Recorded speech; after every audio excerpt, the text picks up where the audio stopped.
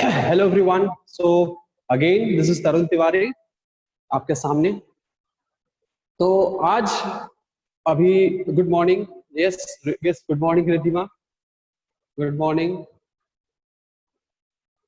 Alright, तो आज हम लोग, good morning Prachi,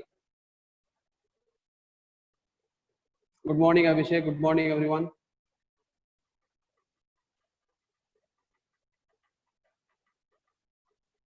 okay, yeah good morning Siddhi, good morning Archana, good morning. तो अभी सब लोग ज्वाइन कर रहे हैं, तो ज्वाइन करने दीजिए। Nidhi Kumari, good morning. तो स्वीट, सब सीरियसली जुड़ रहे हैं और कंटिन्यू कर रहे हैं biology class. It's very loving actually. Good morning Ravi.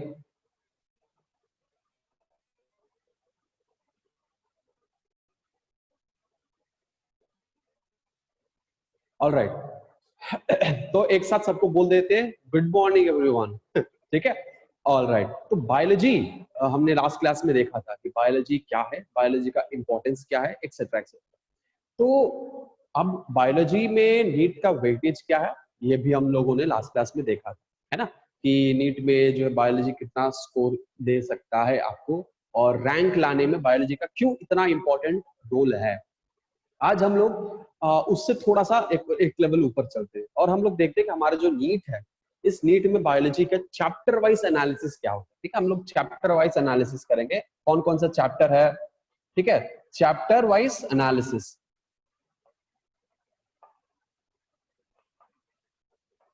Chapter wise analysis, कौन कौन सा चैप्टर पे आपको ज्यादा फोकस करना है और कौन को, क्योंकि क्या है कि स्ट्रैटेजी का एक ये बहुत ही अहम हिस्सा है हमारे प्रिपरेशन के लिए। जो स्ट्रैटेजी अपनाना चाहिए, उस स्ट्रैटेजी के लिए ये बहुत इंपॉर्टेंट हिस्सा है। क्यों इंपॉर्टेंट हिस्सा है? क्योंकि हमें पता होना चाहिए कि हमारे पास 38 चैप्टर्स हैं। उस 38 चैप्टर्स में हम 11th और 12th अलग अलग नहीं करते, 11th 12th सब एक है। क्योंकि जब नीट में एक बार आपने कदम डाल दिया है, तो 12th भी आपको करना ही है, 12th को भी फोकस करना। तो दोनों सिलेबसेस को, यानी दोनों चैप्टर्स को हम लेकर चलेंगे। हमें, हमारे पास टोटल इतना चैप्टर, अलग अलग नहीं स्प्लिट करेंगे, चलो अभी 11th पढ़ लेते हैं, 12th का बाद में देखेंगे। नहीं, हमें उसको भी अपने स्ट्रैटेजी में शामिल करके अभी से उसके लिए भी हम लोगों को स्प्लिट करना चाहिए कि इतना इतना टाइम इसको देना है, और उसके इंपॉर्टेंस को भी अभी समझना होगा। ठीक है, तो बेसिकली अभी 11th में हमारे पास 16 चैप्टर्स है और 12th में 12 चैप्टर है, 12 चैप्टर, टोटल 38 चैप्टर। तो हर एक चैप्टर का स्ट्रैटेजी का ये बहुत इंपॉर्टेंट हिस्सा इसलिए है क्योंकि हर चैप्टर को हमें फोकस करना। देखिए, नीट का एक और बहुत ही इंपॉर्टेंट रूल है कि पॉजिटिव मार्क आएंगे और नेगेटिव मार्क भी आएंगे। कभी भी आपको नीट एग्जाम अगर देते हैं तो +4 और -1 ये स्कोरिंग रहता है ना। अर्चना, कोई क्वेश्चन है अर्चना? अभी तो शुरू किए हैं। Any question? यस, हाथ उठाया आपने, टेल मी।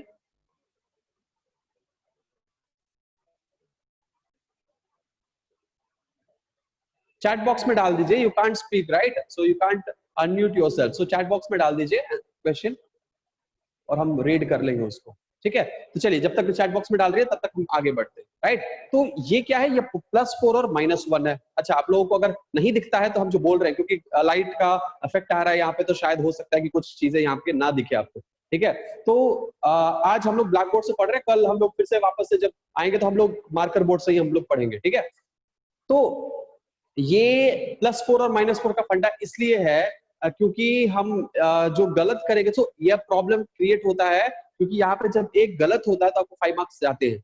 ठीक है, क्योंकि -1 मार्किंग है तो 5 मार्क्स आएंगे आपको। तो आपको ये चूज करना है कि कौन सा क्वेश्चन को आंसर करना है, कौन सा क्वेश्चन का आंसर नहीं करना है। ठीक है, और ये जरूरी नहीं होता है कि हम लोगों को सारा क्वेश्चन अटेंड करना ही है। 180 क्वेश्चन है तो सारा 180 क्वेश्चन को अटेंड करना जरूरी नहीं है, आप स्किप कर सकते हो। क्योंकि सबसे ज्यादा पॉइंट आपको तब मिलेगा जब पॉजिटिव मार्क आएंगे। नेगेटिव मार्क आएंगे तो आपको पीछे चले जाओगे, बहुत पीछे रैंक जाएगा आपका। तो पॉजिटिव मार्क कितना है, दैट इज मोस्ट इंपॉर्टेंट। ठीक है, और जरूरी नहीं है कि आप सारा चैप्टर को कंप्लीटली आपको रटना है, नहीं रटना है। अगर ऐसा है कि कोई चैप्टर आपको लग रहा है कि बहुत डिफिकल्ट है और कम स्कोरिंग है, तो उसको पढ़ना तो है लेकिन उसको हम लास्ट में लेकर रख सकते हैं, क्योंकि इसमें टाइम बहुत ज्यादा कंज्यूमिंग है और स्कोर इस पे ज्यादा आ नहीं रहे, नंबर ऑफ क्वेश्चन ज्यादा आ नहीं रहे, उसको हम पीछे कर देंगे। कैसे हम इस प्लानिंग को करेंगे कि आगे किसको रखना है, पीछे किसको रखना है? तो हमें जानना चाहिए कि कौन सा चैप्टर हाई वेटेज का है। ठीक है, वेटेज के अकॉर्डिंग हमें चैप्टर्स को डिवाइड करना होता है। ठीक है, चैप्टर्स को हम क्या करेंगे, वेटेज के अकॉर्डिंग हम डिवाइड करेंगे। जब चैप्टर्स को वेटेज के अकॉर्डिंग डिवाइड करेंगे, हमें क्या पता चल जाएगा, हमें पता चल जाएगा कि कौन सा चैप्टर इंपॉर्टेंट है, कौन सा चैप्टर इंपॉर्टेंट उतना नहीं है। हालांकि सब चैप्टर इंपॉर्टेंट होते हैं, लेकिन कौन सा सबसे ज्यादा फोकस करना होगा और किसमें कम फोकस करना होगा। ठीक है, तो ये सब जो स्ट्रैटेजी है आपको चैप्टर वाइज एनालिसिस के बाद ही पता चल पाएगा।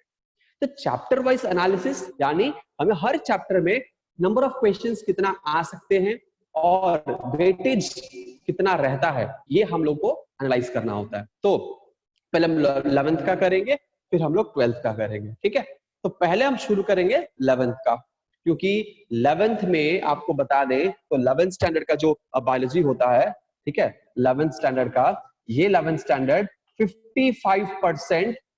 55% नीट जो है वो 11th से आता है। 55% कहां से आता है, 55% 11th से आता है, और 12th से आपको 45% आता है। 12th से 45% आता है, सो 55% 11th से आता है। और 11th में कितना चैप्टर्स हैं, 11th में चैप्टर है नंबर 16। 11th में कितने चैप्टर है, 11th में चैप्टर है 16। और 12th में कितना चैप्टर है, 12th में चैप्टर है आपका, सॉरी 11th में चैप्टर 16 नहीं है, 11th में चैप्टर 22 है और 12th में चैप्टर 16 है। सॉरी ठीक है, 11th में चैप्टर कितना है, 22 है, और 12th में चैप्टर है आपका 16। सो 11th में 55%। और इस 22 चैप्टर्स को हम एनालाइज करने वाले हैं। इस 22 चैप्टर्स में कौन कौन से चैप्टर है और वो कौन कौन से चैप्टर में सबसे ज्यादा हमें फोकस करना है। यहाँ पे बायोलॉजी को हम दो कैटेगरी में डिवाइड कर सकते हैं, एक है बॉटनी और दूसरा है जूलॉजी। आप लोगों को बेसिक्स पता होगा, आप लोग 8, 9, 10 से बायोलॉजी पढ़ रहे हो अलग से। तो बॉटनी और जूलॉजी दो हिस्सा होता है। यहाँ पे भी बॉटनी और जूलॉजी दो हिस्सा है। ठीक है, एक है बॉटनी और दूसरा है जूलॉजी। बॉटनी यानी स्टडी ऑफ प्लांट्स, जूलॉजी यानी स्टडी ऑफ एनिमल्स। तो बॉटनी और जूलॉजी यहाँ पे दोनों है। ऑल राइट, चलो अब हम क्या करेंगे, आप लोगों को ओके सो ऑलराइट, एक सेकेंड, आप लोगों को हम पूरे एक एक चैप्टर का एनालिसिस हम आपको बताएंगे। ऑलराइट, तो यहाँ पे हमारे पास कितना है, 11 चैप्टर है ना, दो सेक्शन, एक बॉटनी एक जूलॉजी है। तो बॉटनी यानी स्टडी ऑफ प्लांट्स और जूलॉजी यानी स्टडी ऑफ एनिमल्स। ठीक है, दो कैटेगरी है प्लांट्स एंड एनिमल्स का। नाउ अगर बॉटनी, किसी किसी का बॉटनी बहुत ज्यादा स्ट्रांग होता है और किसी किसी का जूलॉजी ज्यादा स्ट्रांग होता है, ठीक है, और किसी का दोनों स्ट्रांग होता है और किसी का दोनों स्ट्रांग नहीं होता है, दैट्स डिफरेंट कंप्लीटली।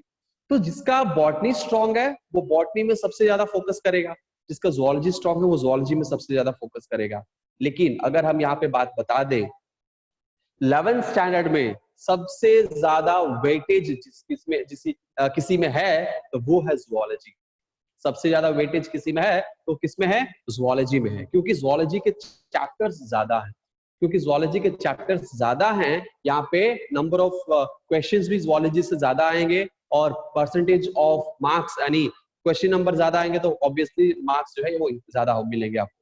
तो एक एक चैप्टर को हम यहाँ पे देख लेते हैं। हमारे पास टोटल 11th स्टैंडर्ड में 5 यूनिट है। हमारे पास 11th स्टैंडर्ड में टोटल 5 यूनिट है।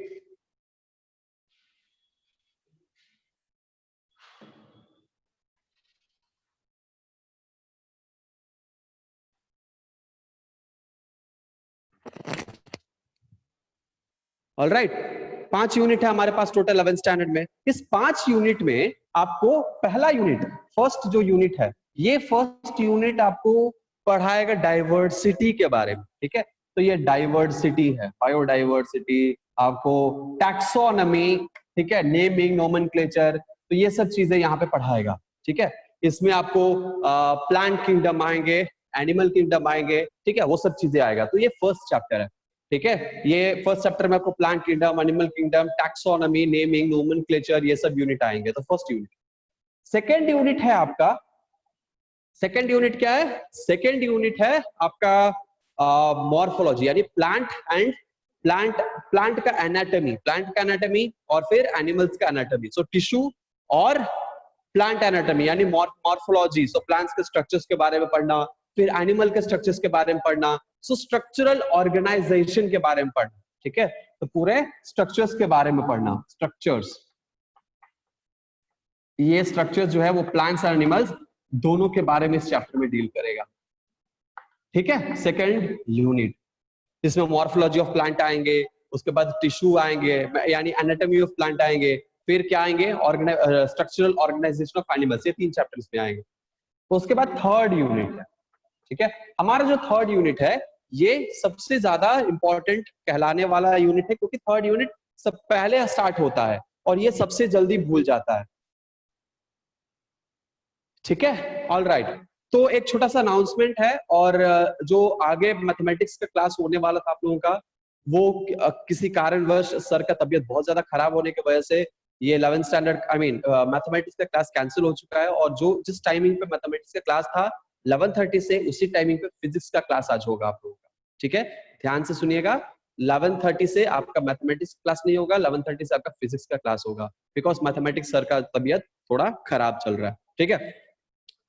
थर्ड यूनिट क्या है? थर्ड यूनिट हमारा सेल से रिलेटेड है। तो इस यूनिट में सेल है, उसका बेसिक स्ट्रक्चर वगैरह हमें पढ़ना है। उसके बाद पढ़ना है बायोमोलिक्यूल्स, उसके बाद पढ़ना है बायोमोलिक्यूल्स, और उसके बाद पढ़ना है आपको cell cycle and cell division, cell cycle and cell division. तो ये थर्ड चैप्टर है। ये क्या है? ये थर्ड चैप्टर है। इसमें क्या पढ़ना है? सेल पढ़ना है, बायोमोलिक्यूल्स पढ़ना है, और cell cycle and cell division पढ़ना है, ठीक है। तो पहला चैप्टर क्या है? डाइवर्सिटी। पहला है डाइवर्सिटी। इसमें plant kingdom, animal kingdom, taxonomy, ये सब चीज, नेमिंग, नोमेनक्लेचर, ये सब हमें पढ़ना है। दूसरा चैप्टर है आपके पूरे प्लांट का एक्सटर्नल एंड इंटरनल स्ट्रक्चर के बारे में पढ़ना है। एनिमल्स के कुछ स्ट्रक्चर्स के बारे में भी हम लोग पढ़ेंगे यहाँ पे। उसके बाद आपको थर्ड यूनिट है cell, biomolecules and cell cycle and cell division, ठीक है। यानी बायोमोलिक्यूल्स वो बताते हैं कि हमारे सेल बनते कैसे हैं, उसके बाद सेल जो बन गए हैं तो उसमें क्या क्या स्ट्रक्चर है, और उस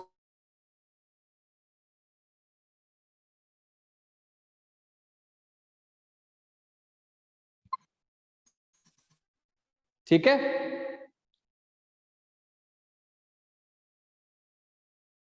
ओके ओके, चलिए आगे बढ़ेंगे और हम देखेंगे फोर्थ यूनिट इसमें क्या है, ठीक है। फोर्थ यूनिट, तो हमारा जो फोर्थ यूनिट है वो फोर्थ यूनिट है plant, complete full and full plant. तो ये है प्लांट फिजियोलॉजी, प्लांट फिजियोलॉजी। तो ये प्लांट फिजियोलॉजी हमारा फोर्थ यूनिट है, ठीक है। तो हमारा फिफ्थ यूनिट क्या है? हमारा फिफ्थ यूनिट है एनिमल फिजियोलॉजी, एनिमल फिजियोलॉजी।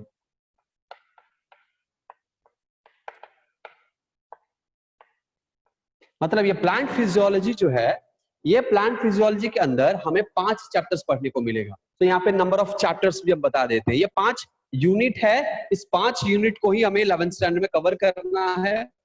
इस अलग अलग यूनिट में नंबर ऑफ चैप्टर्स अलग अलग होते हैं, सिर्फ एक यूनिट है, इसके अंदर चैप्टर्स अलग है, ठीक है, चैप्टर्स अलग होते हैं। तो डाइवर्सिटी, इस यूनिट में हमें 4 चैप्टर पढ़ना है, ठीक है। हमें कितना चैप्टर पढ़ना है? 4 चैप्टर। सेकेंड यूनिट में हमें 3 चैप्टर पढ़ना है, सेकेंड यूनिट में 3 चैप्टर पढ़ना है। तो हम यहाँ पे लिख देते हैं, यहाँ पे 4 chapter, first one, second one हमारा 3 चैप्टर। उसके बाद थर्ड यूनिट में हमें 3 चैप्टर्स पढ़ने हैं, ठीक है। फोर्थ यूनिट में हमें 5 चैप्टर पढ़ने हैं। फिफ्थ यूनिट में हमें 7 चैप्टर पढ़ने हैं। सबसे ज्यादा चैप्टर जो है वो एनिमल फिजियोलॉजी में है, ठीक है, 7 चैप्टर इसमें पढ़ना है। और टोटल कैलकुलेट कर लीजिए कितना हुआ? 7 + 3 10, 10 + 3 30, 13 + 4 13, 14, 15, 16, 17, 17 + 5 22। सो टोटल 22 चैप्टर्स हो चुके हैं आपके, राइट। चलिए, तो हमें पता है कि नंबर ऑफ क्वेश्चंस किसमें, नंबर ऑफ चैप्टर्स कौन कौन से यूनिट में है, ठीक है, कितने कितने। अब देखिए यहाँ पे सबसे ज्यादा चैप्टर्स किस यूनिट में है, एनिमल फिजियोलॉजी। एंड ऑब्वियस सी बात है, इस एनिमल फिजियोलॉजी से टोटल 22, मिनिमम 22 क्वेश्चंस आएंगे, मिनिमम इसमें से 22 क्वेश्चंस आएंगे, ठीक है। मिनिमम कितने क्वेश्चंस आएंगे, 22 क्वेश्चंस आएंगे, यानी 45 to 50 45% ऑफ जो टोटल नीट का जो टोटल नीट होता है उसमें 45% आपको सिर्फ ये प्लांट और एनिमल फिजियोलॉजी दे देगा, बाकी का 10% ही ये तीनों चैप्टर्स में से आएंगे। सो प्लांट फिजियोलॉजी सबसे, एनिमल फिजियोलॉजी कंपैरेटिव आधा से भी कम वेटेज होता है प्लांट फिजियोलॉजी का, ठीक है। सबसे ज्यादा वेटेज है एनिमल फिजियोलॉजी का, ठीक है। डाइवर्सिटी से भी बहुत कम क्वेश्चंस आते हैं, ठीक है, एक क्वेश्चन ऐसे करके हर चैप्टर्स में आते हैं। लेकिन एनिमल फिजियोलॉजी एक ऐसा पार्ट है जहां पे सबसे ज्यादा क्वेश्चन आता है, और लंबा चैप्टर्स, इसमें कुछ चैप्टर्स लंबे हैं, कुछ चैप्टर बहुत ही कम है, बहुत ही छोटा सा है। लेकिन यहाँ पे समझने वाली बात है कि इजी है। सबसे ज्यादा अगर इजीएस्ट चैप्टर्स का नाम बताएं तो एनिमल फिजियोलॉजी है। यस ऑफ कोर्स, सेल से भी आता है क्वेश्चन, सेल से भी आता है, बायोमोलिक्यूल से भी आता है। सेल से 2 क्वेश्चन, बायोमोलिक्यूल से 1 क्वेश्चन, सेल साइकिल से 1 क्वेश्चन आपको आएगा यहाँ पे। प्लांट फिजियोलॉजी से अराउंड हर एक चैप्टर से 1-1 क्वेश्चन आता है, ठीक है, हर एक चैप्टर से 1-1 क्वेश्चन आएगा। सो अराउंड 5 to 7 क्वेश्चन यहाँ पे आएंगे। मे भी हो सकता है कि 8-9 क्वेश्चन तक मैक्सिमम तक वो जा सकता है, 8-9 क्वेश्चन भी इसमें से आ सकते हैं, ठीक है। टोटल 5 चैप्टर है, एनिमल फिजियोलॉजी में 7 है, उसमें 22 है। सेकेंड यूनिट की बात करें, स्ट्रक्चर्स, प्लांट एंड एनिमल का जो स्ट्रक्चर है, यानी एनाटॉमी फिजियोलॉजी है, इसमें से भी आपको बहुत सारे आते हैं क्वेश्चंस, ठीक है। तो हम अलग अलग बताते हैं आपको। प्लांट जो डाइवर्सिटी है, ठीक है, प्लांट डाइवर्सिटी, इसमें से आपको सिर्फ प्लांट डाइवर्सिटी, बॉटनी की बात करें तो 12% इसमें आते हैं, 12% इसका वेटेज है, ठीक है, सिर्फ प्लांट की बात करें तो। प्लांट एनाटॉमी, यहाँ पे प्लांट की बात करें, प्लांट सिर्फ देखो, बॉटनी ज़ूलॉजी हमने स्प्लिट कर दिया है, ठीक है, बॉटनी ज़ूलॉजी स्प्लिट कर दिया है। हम सिर्फ बॉटनी की अभी बात कर रहे हैं। जिसका बॉटनी स्ट्रांग रहता है वो बॉटनी बहुत ज्यादा फोकस करता है, पहले बॉटनी पढ़ता है, ठीक है। ज़ूलॉजी जिसका स्ट्रांग रहता है पहले ज़ूलॉजी पढ़ता है वो, ठीक है, इसीलिए हम अलग अलग बता रहे हैं आपको। तो यहाँ पे बॉटनी है, इसमें इस बॉटनी में आपको प्लांट, इस यूनिट में जितने प्लांट के चैप्टर्स होंगे उसमें से टोटल 12% आपको यहाँ पे आएंगे। सेकेंड यूनिट का जो भी प्लांट से रिलेटेड चैप्टर्स होंगे, यानी एनाटॉमी, ठीक है, उसमें से प्लांट एनाटॉमी में 7% और प्लांट मॉर्फोलॉजी में 4%। सो अराउंड 7 से 4, 7 + 4 11% इसमें से आएंगे, ठीक है, सिर्फ प्लांट का 11%, ठीक है, एनाटॉमी एंड मॉर्फोलॉजी। उसके बाद अगर बात करें सेल बायोलॉजी, सेल डिवीजन, सिर्फ सेल चैप्टर का, तो सेल और सेल साइकिल 5-5%, यानी सेल और सेल साइकिल दोनों मिलाकर 10% का क्वेश्चन इसमें से आएंगे। 10%, हम सिर्फ बॉटनी की बात कर रहे हैं, ठीक है।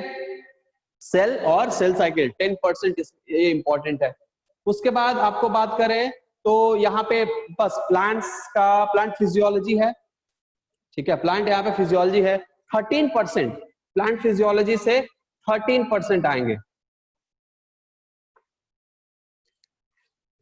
प्लांट फिजियोलॉजी से 13%। यानी अगर हम बॉटनी, इसमें बॉटनी का देखें तो बहुत ही कम परसेंटेजेस है ना, बॉटनी का सबसे कम परसेंटेज है। टोटल मिलाकर भी देखा जाए, दोनों मिलाकर भी हमें एनिमल फिजियोलॉजी अकेले दे देगा, ये दोनों मिलाकर जितना पढ़िएगा उतना अकेले ये एनिमल फिजियोलॉजी दे देगा। सो बॉटनी बहुत ही कम परसेंटेज ऑफ क्वेश्चंस बॉटनी से आते हैं। सबसे ज्यादा परसेंटेज ऑफ क्वेश्चंस आपको 11th में भी ज़ूलॉजी से आते हैं और 12th में भी सबसे ज्यादा ज़ूलॉजी से ही आते हैं। लेकिन 12th में क्योंकि बॉटनी का चैप्टर थोड़ा सा ज्यादा है, इसीलिए हम वहां पे बॉटनी का ज्यादा इंपॉर्टेंस देते हैं 12th में, ठीक है। लेकिन जहां तक 11th की बात करें तो 11th में सबसे ज्यादा स्कोरिंग यूनिट है एनिमल फिजियोलॉजी, ठीक है, और इजी भी है। यहीं पे अगर हम इस चैप्टर का बायोमोलिक्यूल का बात करें तो नंबर ऑफ क्वेश्चन कितने आते हैं, नंबर ऑफ क्वेश्चन 2 आते हैं, 2 नंबर ऑफ क्वेश्चन आते हैं एवरेज। ऑन एन एवरेज कितने क्वेश्चन आते हैं, इसमें से 2 क्वेश्चन आते हैं, ठीक है। यस ऑफ कोर्स हम ही पढ़ाएंगे। हम ही पढ़ाएंगे, ठीक है। तो बायोमोलिक्यूल्स कितने आते हैं, नंबर ऑफ क्वेश्चंस, 2 क्वेश्चंस आते हैं बायोमोलिक्यूल्स, ठीक है। और यहाँ पे अगर हम सेल साइकिल और सेल डिवीजन दोनों मिलाकर नंबर ऑफ क्वेश्चंस की बात करें, ये परसेंटेज है, ये क्या है, ये परसेंटेज है। नंबर ऑफ क्वेश्चंस की बात करें तो सेल से 3 क्वेश्चन, सेल साइकिल से 3 क्वेश्चन मैक्सिमम, ठीक है, इससे ज्यादा नहीं। सेल से 3 और सेल साइकिल से 3, यानी इस थर्ड यूनिट से 3, 2 और 3 चैप्टर्स है, या 3 to 3 के क्वेश्चंस में आएंगे, यानी सेल चैप्टर से 3 क्वेश्चन मैक्सिमम, और बायोमोलिक्यूल्स में 2 क्वेश्चन मैक्सिमम, और सेल साइकिल से 2 क्वेश्चन मैक्सिमम, 3 क्वेश्चन मैक्सिमम। तो ये टोटल नंबर ऑफ क्वेश्चन इस पे कितने आएंगे, 3 3 6 7 8। सो इस यूनिट से 8 क्वेश्चंस आएंगे, थर्ड यूनिट से मैक्सिमम, ठीक है, ज्यादा से ज्यादा इतना ही क्वेश्चंस इसमें आएंगे, ठीक है। और वहीं अगर हम बात करें प्लांट डाइवर्सिटी का, प्लांट डाइवर्सिटी यानी इसमें से बात करें और प्लांट किंगडम की बात करें तो 7 क्वेश्चंस इसमें से आएंगे, 7 क्वेश्चंस। नंबर ऑफ क्वेश्चंस क्या है, 7 है। उसके बाद हम इस चैप्टर की बात करें तो टोटल नंबर ऑफ क्वेश्चन कितने आएंगे, 6 क्वेश्चन, कम से कम 6 क्वेश्चन आएगा, और मैक्सिमम आपको 8 क्वेश्चन आएगा सेकेंड यूनिट से, ठीक है। तो हम एक काम करते हैं, हम इस परसेंटेज को मिटा देते हैं और सिर्फ क्वेश्चन नंबर्स कितने होते हैं वही हम लिख देते हैं, यहाँ पे कंफ्यूजन नहीं होगा और ज्यादा मेसअप नहीं होगा, ठीक है। ओके, सो डाइवर्सिटी करीब 8 क्वेश्चंस आएंगे, ठीक है, अप्रोक्सीमेटली। जरूरी नहीं होता है कि जो जितना हम नंबर ऑफ क्वेश्चंस बता रहे हैं सिर्फ और सिर्फ एग्जैक्टली वही आएगा, नहीं, 1-2 क्वेश्चंस आगे पीछे हो सकते हैं। बस आपको इससे पता चल जाएगा कि पहले किससे कैसा, किस पे इंपॉर्टेंस ज्यादा होना चाहिए और किस पे कम होना चाहिए, ठीक है। इसीलिए हम बता रहे हैं, या नहीं, ये फिक्स नहीं होता है कि इतना ही आएगा, 1-2 क्वेश्चन ऊपर नीचे कभी भी हो सकते हैं, ठीक है। प्लांट एनाटॉमी और मॉर्फोलॉजी की बात करें तो यहाँ पे कितना क्वेश्चंस आएंगे, यहाँ पे करीब इनपुट टुगेदर 8 क्वेश्चंस आ सकते हैं, ठीक है, 7 8 ऐसे प्लस और माइनस आ सकते हैं। इसमें से टोटल कितना क्वेश्चन आएगा, 8 क्वेश्चन, इसमें से भी मैक्सिमम 8 क्वेश्चन आ सकते हैं। Alright, cell cycle, cell division, biomolecules. Plant physiology से भी टोटल 8 क्वेश्चन आ सकते हैं, प्लांट फिजियोलॉजी से भी टोटल 8 क्वेश्चन आ सकते हैं, पांचों चैप्टर को मिलाकर, ठीक है, पांचों चैप्टर को मिलाकर 8 क्वेश्चंस। और अगर हम बात करें एनिमल डाइवर्सिटी, यानी इसमें से एक और क्वेश्चन आता है एनिमल किंगडम का, 2 क्वेश्चन इसमें आ सकते हैं, ठीक है। तो टोटल इसमें 7 + 2 9 क्वेश्चंस हैं। इसमें बात करें एनिमल टिश्यू का तो 8 + 1, टोटल इसमें 9 क्वेश्चन सकते हैं। उसके बाद करें यहाँ पे थर्ड यूनिट बायोमोलिक्यूल्स, हमने बता ही दिया बायोमोलिक्यूल्स में कितना होता है। एनिमल फिजियोलॉजी की अगर बात करें, ह्यूमन फिजियोलॉजी, तो टोटल इसमें से 13 क्वेश्चंस आ सकते हैं। कितने आ सकते हैं, 13 क्वेश्चन। सो देख सकते हैं कि सबसे ज्यादा नंबर ऑफ क्वेश्चंस किसमें से आते हैं, एनिमल फिजियोलॉजी से आते हैं, कम से कम 13 क्वेश्चन, क्योंकि इसमें 7 चैप्टर है, 7 चैप्टर में हर चैप्टर से 2-2 क्वेश्चन आते हैं, हर चैप्टर से कंपलसरी 2-2 क्वेश्चन आते ही है। और कोई ऐसा चैप्टर भी होता है जिसमें 3 क्वेश्चंस भी आ जाते हैं, फॉर एग्जांपल न्यूरल कंट्रोल। हाँ जी बोलिए सर, ये टोटल 11th का ही सिलेबस है कि 12th का भी है इसमें? नहीं, सिर्फ 11th का है, सिर्फ और सिर्फ 11th का सिलेबस हम बता रहे हैं यहाँ पे, 12th का नहीं बता रहे, सिर्फ 11th का बता रहे हैं, ठीक है सर। अभी तो शायद ये चल रहा है सेल वाला चैप्टर चल रहा है। Yes sir. हाँ, देखिए अभी तो स्टार्ट नहीं हुआ है ना आप लोगों का। नो सर, हम लोग का शायद 2 चैप्टर हो गया। अच्छा, ओके, कोई नहीं, सेल चैप्टर तो स्टार्टिंग में कोई भी स्टार्ट करेगा तो सेल ही स्टार्ट करेगा, ठीक है। ओके, तो प्रतीक सर पढ़ा रहे हैं आपको, राइट? तो यस सर।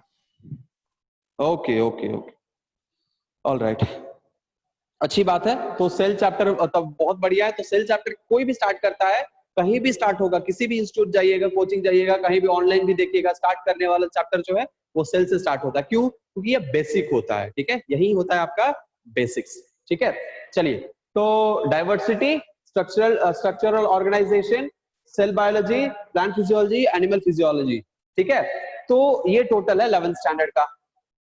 अभी 12th स्टैंडर्ड के ऊपर हम लोग फोकस नहीं करेंगे, लेकिन 12th स्टैंडर्ड में भी अलग अलग मार्क्स है, हम वो मार्क्स यहाँ पे बता देते हैं, नंबर ऑफ क्वेश्चंस बता देते हैं यहाँ पे, और उसके अकॉर्डिंग आप लोग प्रिपरेशन जो है वो कर सकते हैं। तो अभी दोनों क्लासेस का अभी हम बता देते हैं, ठीक है। तो इसको क्या करिए, स्क्रीनशॉट लेकर रख लीजिए या इसको नोट डाउन कर लीजिए, बुक में ही साइड में जो एनसीईआरटी का बुक है उस बुक में ही साइड में लिख लीजिएगा,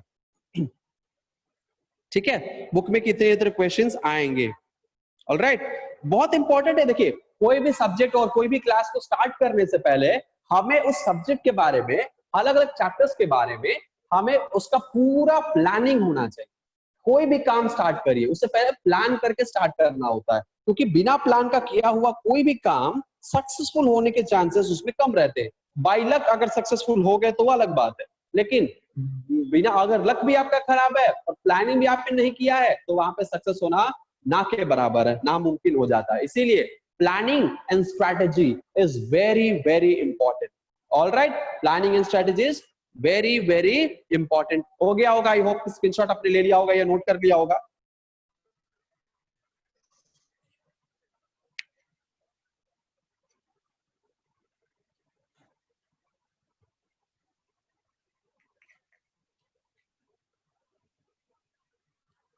सब कुछ बताएंगे, सब कुछ बताएंगे। रेफरेंस बुक्स कौन सा होना चाहिए, ठीक है, कौन सा यूज कर सकते हो, everything I will tell you. So please have patience, ठीक है। अभी पेशेंस रखिए, हम सब कुछ बताएंगे यहाँ पे। तो फर्स्ट यहाँ पे अगर देखें 12th स्टैंडर्ड की बात करें, 12th की हम बात कर रहे हैं, ठीक है। अब हम बात कर रहे हैं 12th स्टैंडर्ड के चैप्टर्स का वेटेज का, ठीक है। अब ये अभी अगले क्लास हम चैप्टर स्टार्ट कर देंगे, डोंट वरी, अगले क्लास से स्टार्ट कर, इसमें हम पूरा स्ट्रैटेजी डिस्कस कर लेंगे, अगले क्लास हम चैप्टर स्टार्ट कर देंगे, ठीक है। तो ये क्या है, ये 12th स्टैंडर्ड का हम बताने वाले हैं। 12th में भी 5 यूनिट है, 12th में भी कितना यूनिट है, 5 यूनिट है। पहला यूनिट आपका क्या है, पहला यूनिट है रिप्रोडक्शन। भाई अपना माइक सब म्यूट कर लो ना, अभी हमने इसलिए अनम्यूट करके रखा है, आपको अलाउ किया है क्योंकि कभी कभी बीच में बोलने की जरूरत पड़ता है, इसीलिए हमने अलाउ कर दिया था कि आप लोग अनम्यूट कर सकते हो, ठीक है। तो प्लीज इस बात का ख्याल रखें कि हमने आज परमिशन दिया है, इसका मतलब ये नहीं कि आप बीच में अनम्यूट कर लें, ठीक है, क्योंकि बाकी सब भी डिस्टर्ब हो गए, राइट। तो डिस्टर्बेंस किसी को क्रिएट करना अच्छी बात नहीं होती है। देखो इंसानियत अंदर में होना चाहिए, हम पढ़े सबको पढ़ाएं। अगर कोई आपके पास फ्रेंड है, गलती से होता है, कोई जानबूझकर अनम्यूट नहीं करता है, ठीक है, दैट इज डिफरेंट, ठीक है। लेकिन एक बात हमेशा याद रखिएगा कि हम भी पढ़ें और आपका शेड्यूल मिल जाएगा, अगला क्लास कब होगा, कुंदन कुमार क्वेश्चन पूछ रहे, कोई बात नहीं, शेड्यूल आपको मिल जाएगा, ठीक है, नेक्स्ट वीक का। आप नेक्स्ट वीक से क्लास तो चलेगा ही, ठीक है। आप लोग जो भी क्लासेस के बारे में है तो अपने मैनेजर से, अपने कोऑर्डिनेटर से आप लोग बात कर सकते हैं, कांटेक्ट कर सकते हैं, ठीक है, आपको सारा डिटेल मिल जाएगा, ठीक है। मे बी अगले क्लास का आपका अगले वीक का शेड्यूल संडे तक मिल सकता है, ऑलराइट। तो क्या है कि हमारे पास, यानी कल है संडे है, सॉरी, तो क्या करना चाहिए कि हमें ऐसा जिंदगी बिताना चाहिए कि हम दूसरों का भी भला करें और खुद का भी भला हो, क्योंकि दूसरों का भला करने में जो खुशी मिलती है, ये सेल्फिशनेस होकर काम करने में खुशी नहीं मिलती है। हम दूसरों का भला करके अगर हम खुश होते हैं तो तभी हम सच्चे और अच्छे इंसान कहलाएंगे, ठीक है। हमें क्या करते हैं पता है, जब कॉलेज में हम थे या स्कूल्स में थे, हम पढ़ लेते थे क्योंकि हम थोड़ा अच्छा पढ़ते थे, ऐसा लोग मानते थे कि हम अच्छा पढ़ाई करते हैं। अब मुझे ऐसा नहीं लगता, लेकिन लोग कहते हैं, टीचर्स कहते हैं। तो हम क्या करते हैं, हम पढ़ते हैं और हम पढ़ने के बाद हम वॉलेंटियरली सेमिनार लेते हैं और सेमिनार लेकर सारे बच्चों को हम पढ़ाते हैं, क्योंकि कई सारे ऐसे टाइम्स होते हैं कि जिसमें कि प्रोफेसर हमारे बिजी रहते हैं, सेमिनार्स में, कॉन्फ्रेंसेस में बिजी रहते हैं, ठीक है। उस वक्त क्या होता है कि क्लास छूट ना जाए, किसी का जिसका डाउट है, जिस चैप्टर में जो भी प्रॉब्लम है वो हमारे पास आता है, हम सबको बिठाकर क्लास पढ़ाते हैं। क्यों? हम कहते हैं कि हमारे क्लास में तो हम पढ़ा के उसको टॉप, ये तो टॉप हो जाएगा, हम इसको नहीं पढ़ाएंगे, हमसे ज्यादा स्कोर कर लेगा। ऐसा सोच नहीं होना चाहिए। कभी भी किसी को, दूसरे को देखकर कभी हमें जलन नहीं होनी चाहिए, दूसरे की तरक्की देखकर हमें खुश होना चाहिए, और हो सकता है जितना उतना मदद कर दो। अगर आप दूसरे की मदद करोगे तो भगवान आपकी मदद करेगा। अगर आप दूसरों के पढ़ाने में अपना एनर्जी वेस्ट करोगे, दूसरे को पढ़ाओगे, तो आपको भी वो कॉन्सेप्ट सबसे ज्यादा अच्छे तरीके से फिट हो जाएगा। जिसको पढ़ाओगे उसको जितना फिट होगा उससे दुगना तेजी से और दुगना अच्छे तरीके से आपके भेजे में फिट हो जाएगा। अगर आप किसी कॉन्सेप्ट को समझना चाहते हो, परमानेंटली अपने दिमाग में बिठाना चाहते हो, तो वो दूसरों को समझाओ, उस कॉन्सेप्ट को पढ़ाओ, ठीक है। उस अपने भाई बहन अगर घर पे है उनको बिठा दो और जो पढ़ो उनको उस कॉन्सेप्ट को समझा दो, ठीक है। और समझाने के बाद देखोगे कि आपका जो कॉन्सेप्ट है ये कितना क्लियर हो गया। तो ये क्या होता है, जब हम दूसरे को समझाते हैं तो दूसरा डाउट पूछता है, ठीक है, या फिर हम कोशिश करते हैं कि कितना सिंप्लीफाइड तरीके से उसको हम समझाएं और इस कोशिश में हम उसके बेसिक्स को भी अंडरस्टैंड कर जाते हैं, उसके चारों तरफ के कॉन्सेप्ट्स को हम अंडरस्टैंड कर जाते हैं, क्योंकि हमें समझाना होता है किसी ऐसे इंसान को जो भी उसके बारे में कुछ नहीं जानता हो। तब आपका जो कॉन्सेप्ट है एकदम फर्म और स्ट्रांग हो जाता है। तो इसीलिए किसी को आप पढ़ाने से हिचकिचाना मत, किसी को समझाने में हिचकिचाना मत, क्योंकि जब दूसरों को समझाओगे वो कॉन्सेप्ट आपके भेजे में फिट बैठ जाएगा। ये जिंदगी में हमेशा याद रखना कि आप दूसरों की भलाई करोगे, वो रिटर्न आपको ही अच्छा मिलेगा। दूसरों की बुराई करोगे वो भी रिटर्न आपके पास ही बुराई बनकर आएगा। तो इसीलिए कभी किसी की बुराई मत सोचना, बुराई मत करना, अच्छा करना, अच्छा ही होगा, ठीक है। ये हमने जिंदगी से सीखा है और इसी पूरे जिंदगी के निचोड़ को हम आपको बता रहे हैं। जितना भी अभी हम 24-25 सालों में सीखे हैं वो हम आपको बता रहे हैं, ठीक है। एनीवेज, तो 12th स्टैंडर्ड, तो इसमें भी 5 यूनिट है। इसमें भी कितना यूनिट है? 5 यूनिट है। 5 यूनिट, पहला यूनिट है रिप्रोडक्शन, पहला यूनिट है आपको रिप्रोडक्शन। और इस रिप्रोडक्शन के यूनिट में प्लांट रिप्रोडक्शन और एनिमल रिप्रोडक्शन दोनों आएंगे, यानी ह्यूमन रिप्रोडक्शन, ठीक है। तो इसमें कितना चैप्टर्स है? इसमें नंबर ऑफ चैप्टर है 4, नंबर ऑफ चैप्टर है 4। रिप्रोडक्शन इन ऑर्गेनिजम्स, यही आपका चैप्टर का नाम है, ठीक है। All right. उसके बाद दूसरा यूनिट क्या है? दूसरा यूनिट है आपका बहुत ही इंपॉर्टेंट यूनिट है और वो है जेनेटिक्स, ठीक है। दूसरा यूनिट है जेनेटिक्स। इसमें आपको मेंडेलियन इनहेरिटेंस जो 10th में आपने पढ़ा था, मेंडेलियन जेनेटिक्स, मेंडेलियन थियरी, ठीक है, law of inheritance, law of dominance, law of independent assortment, segregation, ठीक है। उसके बाद complete dominance, incomplete dominance, DNA replication क्या होता है, कैसे जेनेटिकली हम कैसे हम जीन्स ट्रैवल करते हैं, ये एवरीथिंग सब कुछ इसमें पढ़ोगे। तो ये जेनेटिक्स में, ठीक है, ये क्या है? ये जेनेटिक्स है। और इस जेनेटिक्स के पोर्शन में कितना चैप्टर आपको मिलेगा? इसमें आपको 3 चैप्टर मिलेंगे, ठीक है। इसमें आपको कितने मिलेंगे? 3 चैप्टर मिलेंगे। जेनेटिक्स है, जेनेटिक्स में आपको 3 चैप्टर कम मिलेगा। All right, okay okay. अगर हम बात करें नेक्स्ट थर्ड यूनिट का, तो थर्ड यूनिट है ह्यूमन हेल्थ, डिजीज और बायोलॉजी, ह्यूमन वेलफेयर, ये सब चैप्टर्स को पढ़ने वाला, ठीक है। तो ये थर्ड यूनिट क्या है? Third unit disease, microbes, disease और माइक्रोब्स के बारे में बताएगा।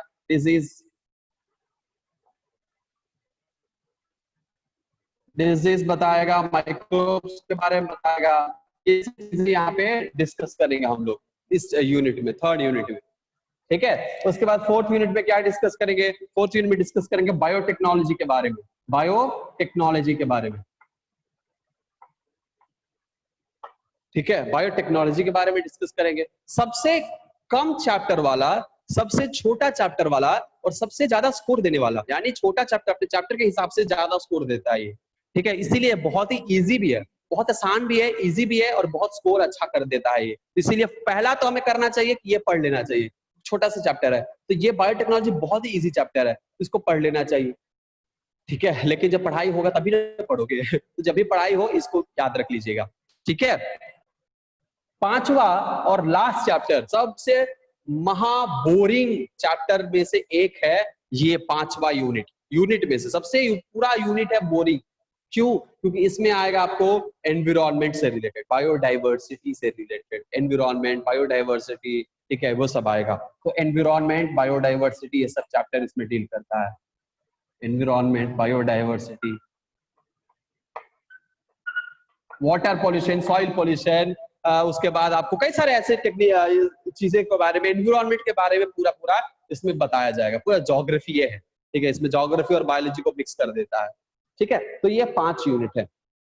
ये क्या है? ये 5 यूनिट है। इसमें आपको इस बायोटेक्नोलॉजी के चैप्टर में और डिजीज का चैप्टर में, डिजीज का चैप्टर सबसे लंबा चैप्टर होता है, ये डिजीज का चैप्टर सबसे लंबा होता है ये।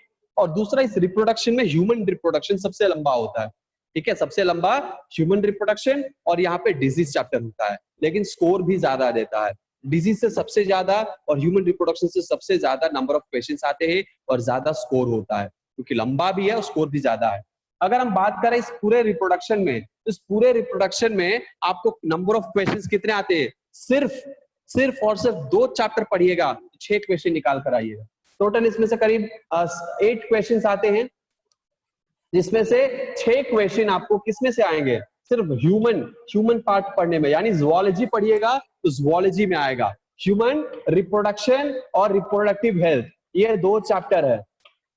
सबसे ज्यादा क्वेश्चन इसी 2 चैप्टर्स में से आते हैं इस पूरे यूनिट में, यानी ज़ूलॉजी, अगेन ज़ूलॉजी का सबसे ज्यादा वेटेज है, ठीक है। जेनेटिक्स में भी बहुत सारे क्वेश्चंस आते हैं, जेनेटिक्स बहुत इंपॉर्टेंट पार्ट होता है हमारे 12th स्टैंडर्ड के ज़ूलॉजी का, ठीक है। और इस जेनेटिक्स से क्वेश्चंस बहुत सारे आते हैं, करीब इस जेनेटिक्स और बायोटेक्नोलॉजी दोनों को मिलाकर करीब 15 क्वेश्चन आते हैं। इसीलिए हम बता रहे हैं कि जेनेटिक्स में करीब 6 क्वेश्चन आते हैं, ठीक है, और बाकी का आपका जो करीब 7 to 8 क्वेश्चंस आपको इस जेनेटिक के चैप्टर से आते हैं, ठीक है। तो ये जेनेटिक्स और ये बायोटेक्नोलॉजी, तो ये दोनों चैप्टर मिलाकर पुट टुगेदर 15 क्वेश्चंस आते हैं, अराउंड अप्रोक्सीमेटली 15 क्वेश्चंस आते हैं, ठीक है। तो ये आपको ध्यान देना है, सबसे इजी है बायोटेक्नोलॉजी, इसीलिए इसको पहले पढ़ लीजिएगा, ठीक है। ह्यूमन रिप्रोडक्शन भी इजी है, थोड़ा लंबा है, लेंदी है, लेकिन थोड़ा सा इसमें बहुत सारे कॉन्सेप्ट हैं, बहुत सारा कॉन्सेप्ट है, तो समझने के लिए थोड़ा सा सब्र की जरूरत है, टाइम की जरूरत है, ठीक है। बाकी का हम लोग इसके बारे में डिटेल्ड एनालिसिस हम लोग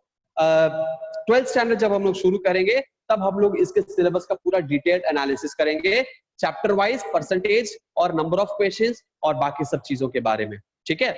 ओके, अब यहाँ पे समझने वाली हमें बात यह है कि हमने क्या किया है, हमने शुरू किया है 11th स्टैंडर्ड, है ना, हमने क्या शुरू किया है, हमने शुरू किया है 11th स्टैंडर्ड,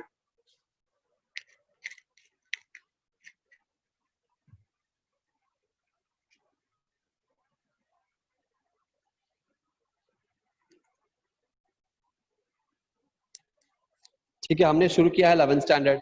तो इस 11th स्टैंडर्ड में कुछ लोग कह रहे हैं कि सेल चैप्टर पढ़ रहे हैं, ठीक है, मे भी हो सकता है कि कुछ लोग इसमें ऐसे हैं जो नहीं पढ़ रहे हो, जो नए हो, ठीक है, सेल चैप्टर के लिए। तो एनीवेज हम वो सब चीजें जो है डिस्कस कर लेंगे बाद में, कौन कौन क्या है, प्लानिंग हो जाएगी, ठीक है। चलिए, तो अभी हम बता देते हैं कि यहाँ पे कुछ ऐसे बुक्स आपको मिलेंगे, रेफरेंस बुक्स का इस्तेमाल हम कौन सा करें, इसके पढ़ने के लिए रेफरेंस बुक क्या होना चाहिए। तो रेफरेंस बुक में सबसे टॉप प्रायोरिटी आपको देना है, तो वो एक ही बुक है और वो है NCERT। NCERT should be the, biology के हिसाब से आप अगर बात करें तो बायोलॉजी में नंबर 1 पोजीशन होल्ड करता है, नंबर 1 पोजीशन होल्ड करता है एक ही बुक, और वो है NCERT।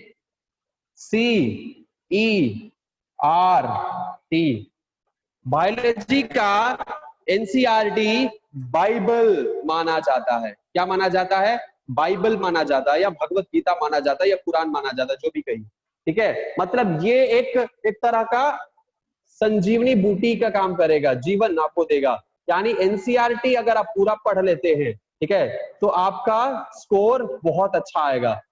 जैसा लास्ट क्लास में बताया था, 100% NCERT पढ़ लीजिएगा, 90% आपके स्कोर तैयार है, ठीक है। बाकी का 10% ही आपको बाकी के रेफरेंस बुक्स का इस्तेमाल करना होगा। तो ये जो पहला है, क्या है, पहला NCERT है। फर्स्ट क्या है, फर्स्ट आपका होल्ड करता है ये NCERT। नहीं रिधिमा, ऐसा सोचना गलत हो जाएगा, ठीक है, 100% गलत होगा कि NCERT सफिशिएंट नहीं होता है। NCERT अपने आप में सफिशिएंट होता है, ठीक है। 90%, वही तो बोल रहे हैं, 90% आपको पूरा NCERT से आते हैं। अगर आपको लगता है कि NCERT बहुत ही कम है सर, इसमें तो इतना सा ही है, इसमें पढ़ने के बाद हम नहीं अच्छा स्कोर कर सकते हैं, तो ये सोचना बिल्कुल भी गलत है।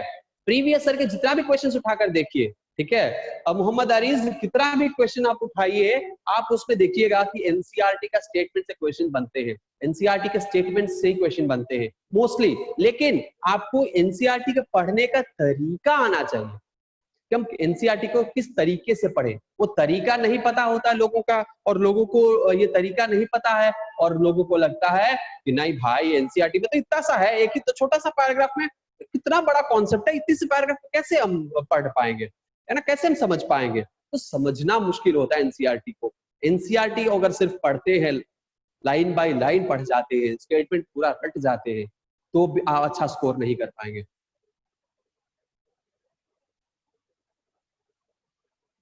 ठीक है। देखिए, अच्छे से पढ़ने का मतलब होता है कि अगर हम एक सेंटेंस उसमें से पढ़ते हैं, एक स्टेटमेंट उसमें से पढ़ते हैं, ठीक है, एक स्टेटमेंट पढ़ेंगे, सिर्फ उस स्टेटमेंट तक ही नहीं हमारा नॉलेज रहना चाहिए, हमारा नॉलेज उस स्टेटमेंट में दिया गया एक एक वर्ड का डेप्थ पता होना चाहिए। क्योंकि हम बता रहे हैं आपको, एनसीईआरटी का एक पैराग्राफ आपके रेफरेंस बुक्स के 5 पेज के बराबर होता है।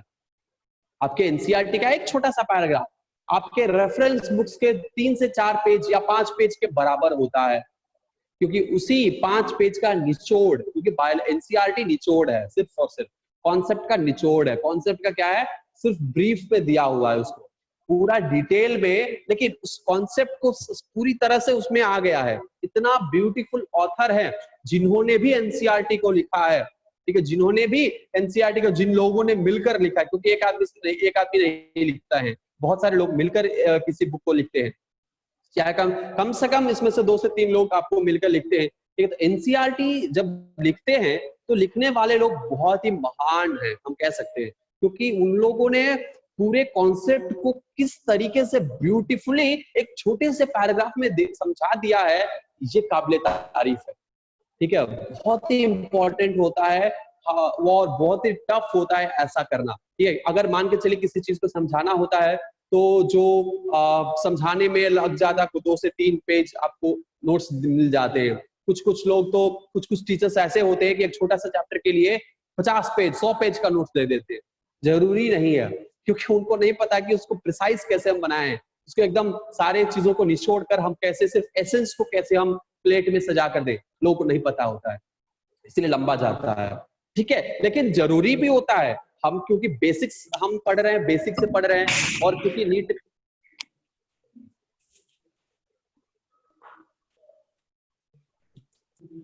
में क्योंकि कॉन्सेप्ट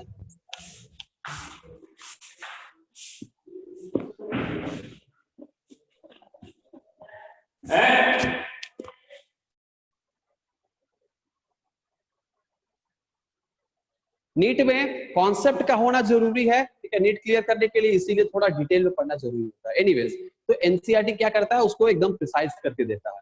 तो हम तो कहेंगे हमारे हिसाब से, अगर आपके पास सिर्फ और सिर्फ एनसीईआरटी है और एनसीईआरटी लेकर आप क्लास कर रहे हैं, क्लास में ध्यान से सुन रहे हैं, हमारा लेक्चर्स अटेंड कर रहे हैं, आपके पास कोई रेफरेंस बुक नहीं है, जरूरी भी नहीं है हमारे हिसाब से।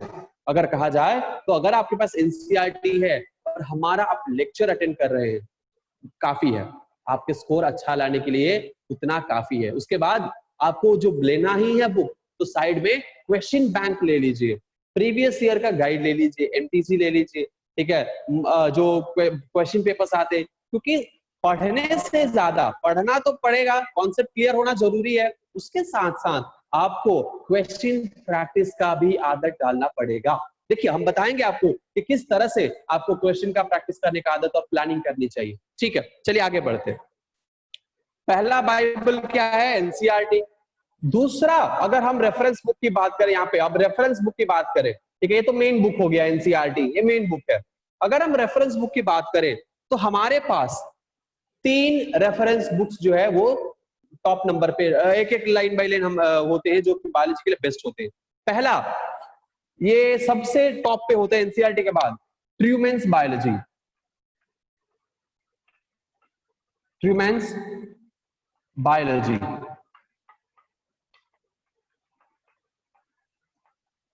ठीक है। ट्रूमैन्स बायोलॉजी एक ऐसा बुक है जो कि एनसीईआरटी के बाद हम रेफर कर सकते हैं।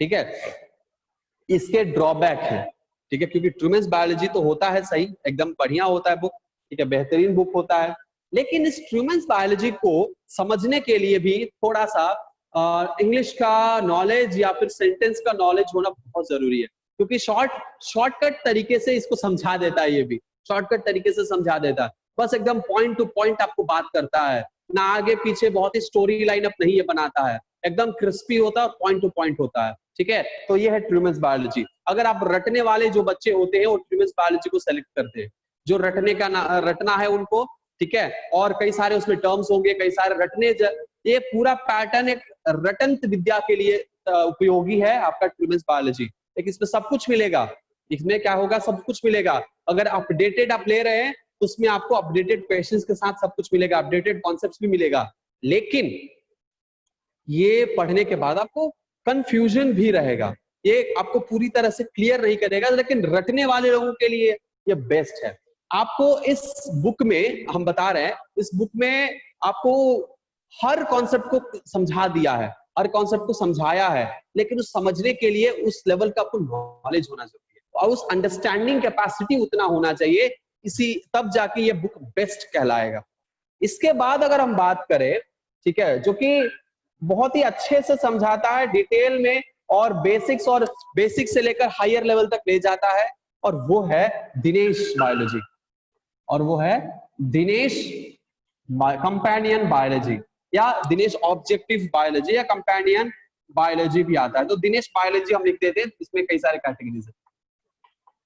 दिनेश बायोलॉजी, ठीक है, दिनेश बायोलॉजी आपके लिए बेस्ट रहेगा। हमारे लिए सबसे बेस्ट कोई बुक है तो वो है एनसीईआरटी और दिनेश। हम ये दो चीजों को हम रेकमेंड करते हैं लोगों को, ये और दिनेश बायोलॉजी लेकर आप लोग पढ़िए। लेकिन ट्रूमेंस बायोलॉजी भी पढ़ सकते हैं, अगर आपके पास उतना कैपेसिटी है, अंडरस्टैंडिंग लेवल है, तो आप ट्रूमेंस बायोलॉजी भी लेकर आराम से पढ़ सकते हैं, ठीक है। ऑल इन वन और कई सारे अदर पब्लिकेशन छोटे छोटे आते हैं, तो वो सब चीजें हम अपने मुंह से नहीं रेकमेंड करेंगे कि वो सब चीजें लेकर पढ़िएगा, लेकिन आपको जो भी पढ़ना, अगर सीबीएसई बोर्ड के लिए प्रिपेयर करना है, ठीक है, तो सीबीएसई बोर्ड के लिए प्रिपेयर करना, तो एग्जाम आइडिया एक बुक आता है बोर्ड्स के लिए, हम सिर्फ बोर्ड्स के लिए बता रहे हैं, एग्जाम आइडिया आता है। एग्जाम आइडिया, इसमें कॉन्सेप्ट भी थोड़ा छोटे से अमाउंट में समझा देता, कम समय में कम पेजेस में समझा देता है, क्वेश्चंस भी बहुत ज्यादा होंगे, ठीक है। हम बोर्ड्स की बात कर रहे हैं, सीबीएसई बोर्ड्स की बात कर रहे हैं, ठीक है, तो कम समय 12th स्टैंडर्ड में बहुत ही जरूरी होगा, ठीक है आपको, ठीक है। क्या है एग्जाम आइडिया, एग्जाम आइडिया, ठीक है। उसके अलावा इसमें क्वेश्चन, बहुत सारे क्वेश्चंस होंगे, प्रीवियस ईयर के क्वेश्चंस भी होते हैं, सैंपल क्वेश्चंस भी होते हैं, तो उसके लिए ये बेस्ट रहेगा। उसके बाद अगर हम बात करें तो एक्सेम्पलरी, एनसीईआरटी का एक्सेम्पलरी क्वेश्चन जो होता है, एक्सेम्पलर क्वेश्चन, एनसीईआरटी का एक्सेम्पलर, वो एक्सेम्पलर आप लोगों को करना है, ये एक्सेम्पलर आप लोगों को करना है। सीबीएसई एक्सेम्पलर में से भी क्वेश्चन सीबीएसई बोर्ड्स के लिए आ सकते हैं, ठीक है, तो एक्सेम्पलर भी आपको पढ़ना है, तो क्योंकि अभी 11th स्टैंडर्ड में है, बोर्ड्स की चिंता नहीं करना है, ठीक है, लेकिन फिर भी स्कूल्स में भी एक्सेम्पलर से देते हैं, कई सारे जो आपको प्री बोर्ड होंगे, 11th स्टैंडर्ड का बोर्ड होगा, उसमें भी आपको एक्सेम्पलर जो है बहुत ही अच्छा मदद कर सकता है, तो एक्सेम्पलर आप यूज कर सकते हैं। एग्जाम आइडिया आप ले सकते हैं अगर बोर्ड्स के लिए प्रिपेयर कर रहे हैं, तो अगर नीट के लिए प्रिपेयर कर रहे हैं तो आपको एनसीईआरटी, ट्रूमेंस या फिर दिनेश, दोनों में कोई एक आपको चूज करना है। ये नहीं कि हम दोनों ले लें, दोनों मत लीजिएगा, वेस्ट ऑफ मनी होगा, ठीक है, और वेस्ट ऑफ एनर्जी होगा, क्योंकि दोनों को पढ़ना पड़ेगा आएगा तो, ठीक है, तो वेस्ट ऑफ एनर्जी और वेस्ट ऑफ मनी होगा, इसीलिए आपको चूज करना है कि कौन सा इसमें आपको सूट करेगा। मेरे हिसाब से अगर बात करें, हम अगर रिकमेंड करना चाहें तो हम स्ट्रांगली रिकमेंड करेंगे कि एनसीईआरटी ही फॉलो करो, हमारे लेक्चर्स को देखो, अगर नहीं उससे ज्यादा आपको पढ़ना है तो आप दिनेश बायोलॉजी को फॉलो करो। लेकिन ट्रूमेंस भी कर सकते हो, क्योंकि ट्रूमेंस सेकंड नंबर पे है, और ट्रूमेंस में बहुत सारी चीजें होती है, लेकिन उसके लिए अंडरस्टैंडिंग, हमेशा कहेंगे अंडरस्टैंडिंग उस लेवल का होना चाहिए, ठीक है, ताकि आप इस चीज को अंडरस्टैंड कर पाओ, इसके लैंग्वेज को, इसके तरीके को समझ पाओ आप, ठीक है, किस तरीके से बताना चाहता है। उसके बाद बात करें कि सर मुझे हाई लेवल और ये सब नहीं पढ़ना है, मुझे छोटा सा पढ़ना है, थोड़ा सा पढ़ना है, लेकिन नीट के क्वेश्चन सॉल्व हो जाए इस तरह के हमें थोड़ा सा पढ़ना है, ठीक है, लेकिन सबसे ज्यादा इफेक्टिव नहीं कहलाएगा वो बुक, तो फिर भी एनी बुक, हम यहाँ पे एक बुक आपको हम रेकमेंड कर सकते हैं प्रदीप बायोलॉजी, प्रदीप का बायोलॉजी, ठीक है, प्रदीप बायोलॉजी। लेकिन ये बायोलॉजी यहाँ इस लेवल तक हम कोई बच्चा जाना नहीं चाहिए, ठीक है, इतने में ही सीमित हो जाना चाहिए। प्रदीप बायोलॉजी के बारे में सोचना मत, क्योंकि इस लेवल के इतना लो लेवल का भी आपको पढ़ाई करोगे तो नीट का निकालना मतलब मुश्किल, बहुत मुश्किल हो जाएगा। इससे थोड़ा सा आपका लेवल ज्यादा ही हाई होना चाहिए। फिनिश बायोलॉजी ले लो या ट्रूमेंस ले लो, और एनसीईआरटी तो आपके पास होना ही चाहिए। एनसीईआरटी तो मस्ट है, एनसीईआरटी का है, ये तो आपके लिए मस्ट है, ठीक है, एनसीईआरटी का होना मस्ट है एकदम, ठीक है। तो ये आपके रेफरेंस बुक्स हैं, ये क्या है, रेफरेंस बुक्स हैं जो आपको बायोलॉजी पढ़ने के लिए जरूरी है, राइट। इसको आप क्या करिए, नोट कर लीजिए या स्क्रीनशॉट ले लीजिए, बाद में नोट कर लीजिएगा। स्क्रीनशॉट क्या लेना है, आराम से नोट कर लीजिए, ठीक है, पेपर पेन पे।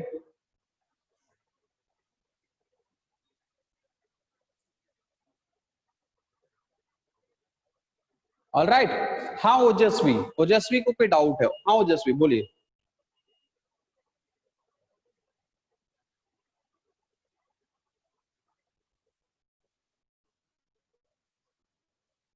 कोई डाउट नहीं है ओजस्वी?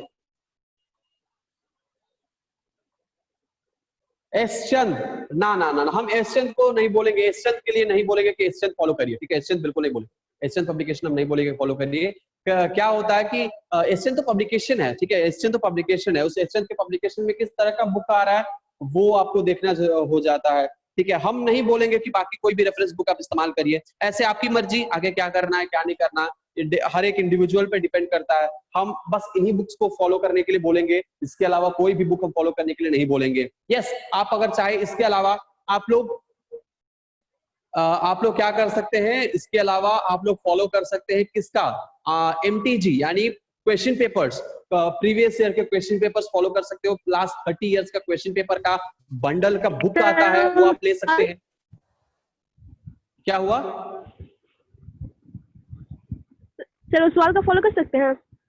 ओसवाल, हम ओसवाल को भी हम रेकमेंड नहीं करेंगे, ठीक है। देखिए क्या है, ये सब चीजें आप लो स्टैंडर्ड 10th स्टैंडर्ड के लेवल तक आप पढ़ सकते हैं। इसके अलावा हायर क्लासेस और नीट के लिए तो बिल्कुल भी हम रेकमेंड उसको नहीं करेंगे। इसके अलावा हम किसी को रेकमेंड नहीं करेंगे, ठीक है, कि हम वो पढ़िए और नहीं पढ़िए, उसके आगे आपकी मर्जी, जो पढ़ना चाहे पढ़ सकती है, लेकिन हम तो स्ट्रांगली इसी को रेकमेंड करेंगे, बाकी किसी भी बुक को हम रेकमेंड नहीं करते हैं, कभी भी नहीं, ठीक है। वो सवाल ये सब, और आप कहेंगे अरिहंत कहा जाता है, उसके बाद छोटे छोटे और भी कई सारे दिशा पब्लिकेशन है सर, ये सब चीजें लोअर स्टैंडर्ड के लेवल के हैं, ठीक है, लोअर स्टैंडर्ड्स के लिए वो सब सही होते हैं, लेकिन जब हायर स्टैंडर्ड में बढ़ते हैं तो बायोलॉजी के लिए हम उसको कभी नहीं कहेंगे कि आप फॉलो करिए। हाँ, और अच्छे से गाइए ना, सुर में, ताल में गाइए। भगवान कुछ आइडिया था। पढ़ाई करिए, पढ़ाई। सुप्रिया क्या बात कर रहे हैं, गजब हाल है, ओ माय गॉड। यहाँ ध्यान दीजिए, अनम्यूट करके उधर बात करने लगी है, वेरी बैड। ठीक है, चलिए। लेकिन ऑनलाइन क्लास, सच बता रहे, ऑनलाइन क्लास मजा आ जाता है। ऑनलाइन क्लास में क्यों मजा आता है, स्टूडेंट्स को मजा आता है। ऑनलाइन क्लास में म्यूट भी है, ऑडियो जा नहीं रही है, वीडियो जा नहीं रही है। अब वहां पे वो क्या कर रहे हैं, ना टीचर को पता चलता है ना किसी और को पता चलता है। टीचर को तो पता चलना मुमकिन ही नहीं है, पॉसिबल ही नहीं है, जब तक वो ऑडियो ऑन करने के लिए या वीडियो ऑन करने के लिए ना बोले। और मैक्सिमम कोई बोलता नहीं है, क्योंकि वो तो लगातार बोर्ड पे और लेक्चर्स पे फोकस करता है, ठीक है। तो ये मजेदार चीज है ऑनलाइन क्लास, ना कुछ दिख रहा है ना कुछ सुनाई दे रहा है, जो मर्जी गाना गाओ, गुनगुनाओ, डांस करो, चालू करके छोड़ दो और उधर क्या करो, लुंगी डांस करने लगो, राइट। कोई टेंशन की बात नहीं है। वह खैर जब तक चल रहा है वो तब तक चल रहा है, ठीक है। लेकिन एक बात हम बता दें कि इस पैंडेमिक के सिचुएशन में ऑनलाइन क्लास ही आपका एकमात्र सहारा है, ठीक है। और पैंडेमिक के बाद ही ऑनलाइन क्लास सहारा हो सकता है। अगर किसी एक्सपर्ट टीचर से, एक्सपर्ट फैकल्टी से पढ़ना है, और आप अगर बिहार में हो, आप मुझे दिल्ली के फैकल्टी से पढ़ना है, आप आराम पटना में बैठे हो या छपरा में बैठे हो या बेगूसराय में बैठे हो या दिल्ली में बैठे हो, अगर मुझे चाहिए कि हमें फॉरेन कंट्रीज के किसी प्रोफेसर या लेक्चरर से पढ़ना है, online class the best medium, ठीक है। कहीं भी बैठ के किसी भी हाई लेवल के प्रोफेसर या लेक्चरर या टीचर या फैकल्टी से पढ़ सकते हो, बेनिफिट उनका नॉलेज का बेनिफिट उठा सकते हो। ये ऑनलाइन क्लास का बहुत बड़ा एडवांटेज है। ऑफलाइन क्लासरूम में ये पॉसिबल नहीं है कि वैसे टीचर के पास हम जाकर पढ़े, अगर इतना दूर बैठे हैं तो, अगर पास है तो कोई बात नहीं, लेकिन दूर है तो पॉसिबल नहीं है। लेकिन ऑनलाइन के थ्रू पॉसिबिलिटीज बढ़ जाती है ना, पॉसिबिलिटीज बन जाती है। तो इसीलिए इसका फायदा उठाइए और टाइम ना वेस्ट करते हुए सिर्फ पढ़ाई पे फोकस करिए, ठीक है। ऑल राइट, आई होप कि आप लोगों ने ये नोट कर लिया होगा, ठीक है। आगे बढ़ते हैं और कुछ स्ट्रैटेजीज के बारे में बात करते हैं, जैसे कि हमें पढ़ना कैसे चाहिए, बायोलॉजी को या किसी भी चैप्टर को, किसी भी सब्जेक्ट को हमें किस तरीके से पढ़ना चाहिए। आपके बाकी टीचर्स भी इस पे आपको डिस्कस किए होंगे, बताए होंगे, लेकिन हम बताना चाहेंगे कि हमारा बायोलॉजी, क्योंकि सबसे ज्यादा वेटेज है, तो इस बायोलॉजी से प्यार करना तो शुरू कर ही दीजिए आप लोग, ठीक है। बायोलॉजी से जितना प्यार आप लोग करते हैं उतना बायोलॉजी प्यार आपको देगा, ये बात कभी भूलिएगा नहीं जिंदगी में, ठीक है, क्योंकि ये आप करके देखिएगा और मजा आएगा बायोलॉजी में। दूसरी चीज ये है कि अगर आप लोगों को प्लानिंग करके पढ़ना है, एक एक मिनट आपके लिए इंपॉर्टेंट है, एक एक सेकंड आपके लिए इंपॉर्टेंट है, ठीक है। हर एक दिन आपको प्रोडक्टिव होना चाहिए, आज ही नहीं, सिर्फ बायोलॉजी ही नहीं, कोई भी सब्जेक्ट को, किसी भी सब्जेक्ट में आपको पढ़ाई करना हो, ठीक है, किसी भी सब्जेक्ट में आपको पढ़ाई करना हो, पूरे प्लानिंग के साथ, पूरे स्ट्रैटेजी के साथ आपको पढ़ाई करना चाहिए, ठीक है। एक एक दिन को शुरू करने से पहले, हाँ इतना चैप्टर्स तो है, इसीलिए स्ट्रैटेजी के लिए बोल रहे हैं ना, इतना चैप्टर्स है, स्ट्रैटेजी इज वेरी इंपॉर्टेंट। और एक दिन भी आपको वेस्ट नहीं करना चाहिए, एक भी लेक्चर्स आपको मिस नहीं करना चाहिए, एक भी चैप्टर्स, एक भी दिन आपको क्लास नहीं छोड़ना चाहिए। अगर रेगुलर क्लास ऑफलाइन भी आता है, ठीक है, वो एक ऑफलाइन भी आता है, तो भी आपको क्लास पे एब्सेंट नहीं होना है। हर एक चैप्टर का अलग अलग अपना अपना इंपॉर्टेंस होता है, और एक चैप्टर डिपेंड करता है कि लर्निंग कैपेसिटी स्टूडेंट का कितना है, और उसी अकॉर्डिंग वो अपना स्ट्रैटेजी जो है वो सेट कर सकता है। हमें क्या करना है, हमें सेट करना है कि मई में एग्जाम होता है नीट का हर साल, तो मान के चलिए कि इस साल तो नहीं हुआ बिकॉज ऑफ द पैंडेमिक, अगले साल आप लोगों को एग्जाम नहीं देने वाले हो, 2022 में आप लोग एग्जाम देने वाले हो, तो 2022 में भी मई में एग्जाम होगा, ठीक है, मई में एग्जाम होगा। तो हमें लेकिन मई तक का प्लानिंग नहीं करना है, हमें प्लान करना है कि नवंबर 2021 तक खत्म कर ले, 21 नवंबर तक हम लोग पूरा सिलेबस खत्म कर ले। तो आज से अपना दिन कैलकुलेट कर लीजिए, अक्टूबर तक आप लोग खत्म कर लो, अक्टूबर नवंबर तक अगर वैसा पूरा सिलेबस खत्म कर लेते हो तो आप लोगों के पास इनफ टाइम रहेगा कि आप लोग क्वेश्चन प्रैक्टिस कर सको और पूरा अच्छे से 10 बार, 15 बार, 20 बार, 25 बार रिवाइज कर सको पूरे बुक को, ठीक है। तो ये आप कर सकते हो, ये सबके पास टाइम रहेगा। तो अभी से स्ट्रैटेजी बनाना शुरू करो, आज का दिन नोट कर लो अपने इतिहास में, अपने बुक में, ठीक है, और नोट कर लो आज का दिन। आज का दिन क्या है भाई, डेट क्या है आज का, what is the date, what is today's date, today's date is क्या है भाई, हम भूल गए, आज का डेट क्या है सर, 25, अच्छा ओके, तो आज 25 है, ओके, तो आज नोट कर लो कि आज का डेट है 25, यानी 25 मार्च अप्रैल है, नहीं मार्च अप्रैल मई, अच्छा जुलाई है, okay 25 July 2000, yes of course 25 जुलाई 2020, इस 25 जुलाई 2020 से लेकर आपके पास अक्टूबर 21 तक टाइम है, ठीक है। इस बीच में कितना टाइम, कितना महीना आ रहा है, कितना दिन आ रहा है, आपके पास कितने घंटे मिल रहे हैं, तो उसके अकॉर्डिंग हमें कितने घंटे मिल रहे हैं और कितने चैप्टर्स हैं, तो हम उस चैप्टर्स को डिवाइड कर देंगे उतने घंटे के साथ, मतलब इतना घंटा के अंदर हमें एक चैप्टर को खत्म कर देना है, आपको डिसाइड करना है। और उसमें कुछ चैप्टर्स ऐसे होते हैं जो बहुत लंबे होते हैं, कुछ चैप्टर्स ऐसे होते हैं जो बहुत कम समय का होता है, तो आपको अलग से बैठ के अपने कैपेसिटी के हिसाब से बैठ के क्या करना होगा, अपने कैपेसिटी हिसाब से बैठ के अलग अलग चैप्टर्स के लिए स्ट्रैटेजी तैयार करनी होगी, अलग अलग इंसान को बैठ के अपने हिसाब से स्ट्रैटेजी तैयार करना होता है। किसी और का स्ट्रैटेजी अगर हम फॉलो करते हैं तो वो हम लोग सक्सेसफुल नहीं हो पाएंगे, किसी और का स्ट्रैटेजी नहीं, अपना खुद का स्ट्रैटेजी फॉलो करो, अपना खुद का स्ट्रैटेजी आप बनाओ और उसी को फॉलो करो, ठीक है। कैसे बनाए स्ट्रैटेजी, तो आप 10 साल से पढ़ रहे हो, आपको तो पता होना चाहिए कि हम कितना स्पीड लर्नर है, फास्ट लर्नर है कि स्लो लर्नर है। अगर आप फास्ट लर्नर हैं तो आप क्या कर सकते हैं, अगर स्लो लर्नर है तो आप किस तरह से आप प्लानिंग और प्रिपरेशन कर सकते हैं, ठीक है। तो इस पूरे ध्यान को अपना, क्योंकि यहाँ पे आप सब हमारे लिए नए हैं, आप सब हमारे लिए नए हैं, हम आपके लिए नए हैं, तो ना हम आपके बारे में उतना जानते हैं ना आप हमारे बारे में उतना जानते हो। तो हम आपके स्ट्रैटेजी को हम बैठ के नहीं डिसाइड कर सकते, हम बस बता सकते हैं कि किस तरह से प्लानिंग करनी चाहिए। उसके अलावा अपने कैपेसिटी के अकॉर्डिंग आप लोग उसको स्ट्रैटेजी को बनाओगे, ठीक है, अपने कैपेसिटी के अकॉर्डिंग अपना स्ट्रैटेजी बनाओ। तो पहला तो आपको मिनिमम आपके उम्र में, ठीक है, you are around 16 years old, 16-17 years आप लोग 16-17 इयर्स ओल्ड होंगे, ठीक है, या कोई हो सकता है कि हम 15 इयर्स ओल्ड है, तो 15-16 इयर्स आप होंगे अप्रोक्सीमेटली। तो इस 15-16 इयर्स ऑफ एज है आप लोगों का, तो आपको क्या करना है कि 6 आवर्स मिनिमम स्लीप आप लोगों को लेना जरूरी है, ठीक है, 6 आवर्स मिनिमम, 8 आवर्स मैक्सिमम, ठीक है, मैक्सिमम 8 घंटे का स्लीप होना चाहिए और मिनिमम 6 आवर्स का स्लीप होना चाहिए हर किसी को, ठीक है। आप टीनेज में हो तो कम से कम 8 घंटा आपको कहेंगे डॉक्टर की सोना चाहिए, ठीक है। डॉक्टर लोग क्या कहेंगे, डॉक्टर लोग कहेंगे कि आपको मिनिमम 8 आवर्स ऑफ स्लीप होना चाहिए। 8 आवर्स ऑफ स्लीप होना तो चाहिए, ये तो जरूरी है, लेकिन 8 आवर्स सोइएगा तो शायद थोड़ा टाइम 2 घंटा वेस्ट हो जाएगा, लेकिन सोना चाहिए, भरपूर सोना चाहिए, ठीक है। रात में 10 बजे सोइए, सुबह में 6 बजे उठिए, इतना होना चाहिए, लेकिन कोई ऐसा तो करता नहीं है। 12 बजे से पहले तो कोई सोता नहीं है, तो 12 बजे से पहले कोई नहीं सोता है, 12 बजे सोता है, सुबह में उठता है 7 से 8 बजे, ये भी गलत है, ठीक है। 12 बजे सोकर सुबह में 4 बजे 5 बजे पेरेंट्स उठा ही देंगे, ये भी गलत है। मतलब कम से कम 6 घंटे का स्लीप आपके पास होना चाहिए। 6 घंटे का स्लीप के बाद 24 घंटे से 6 घंटे हटा दीजिए, आपको मिले 18 घंटे।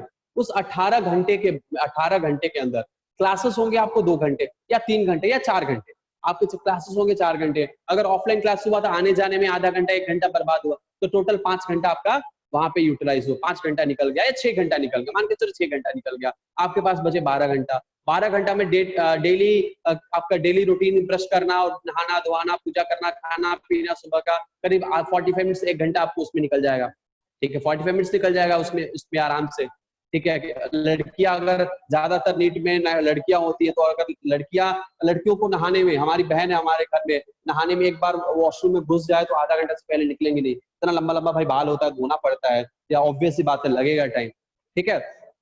तो 1 घंटा उसमें चला जाए तो मान के चलिए 1 घंटा हमने निकाल दिया, 11 घंटा बचे, बाकी 11 घंटे उसके बाद बीच में रिफ्रेशमेंट, इधर उधर मम्मी ने पानी लाने के लिए बोल दी, पापा खाना लाने के लिए बोल दिए, ठीक है, ये सब चीजें होते होते करीब आपको सॉलिड 8 घंटा आपके पास रहता है रोज पढ़ने के लिए। 8 आवर्स, ऑफ कोर्स आपको 8 आवर्स रहेंगे पढ़ने के लिए, ठीक है, 8 आवर्स रहेंगे पढ़ने के लिए। उस 8 आवर्स को हम कैसे यूटिलाइज करें? कोई कहेगा कि सर मेरे पास 6 घंटे से ज्यादा नहीं मिलेगा, ओके 6 घंटा है आपके पास, कोई बात नहीं, 6 घंटे को हम स्ट्रेटेजी के अकॉर्डिंग बनाएंगे। अगर किसी के पास 8 घंटा भी है तो 2 घंटा और ज्यादा इंक्रीज कर सकता है। 6 घंटे में आपको आज से ये सोचकर चलना है कि मुझे रोज के रोज 100 क्वेश्चन प्रैक्टिस करना है। कितना क्वेश्चन प्रैक्टिस करना है? 100 क्वेश्चन रोज प्रैक्टिस करना है, मुझे सॉल्व करना है।